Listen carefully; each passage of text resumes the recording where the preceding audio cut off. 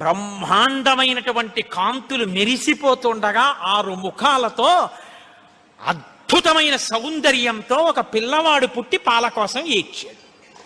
అమ్మయ్యా, పుట్టాడు రా పిల్లాడు, శివపుత్రుడు జన్మించాడు, మన బాధలు తీరాయని వాళ్ళందరూ పొంగిపోయారు.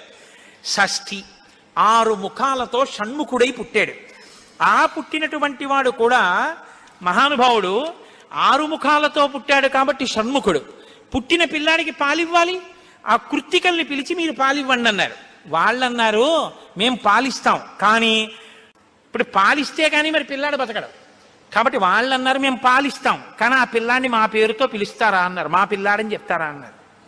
అబ్బే అలా ఎలా కుదురుతుందండి అన్నారు. అనుకుంటే వాళ్ళు పాలివ్వకపోతే పిల్లాడు. అందుకని వీళ్ళు వెంటనే దేవతలందరూ అన్నారు తతస్తు దేవత సర్వ కార్తికేయ ఇతి బ్రువన్, కార్తికేయుడు కార్తికేయుడు అన్నాం కదా, ఇవ్వండి పాలన్నారు. అమ్మతనం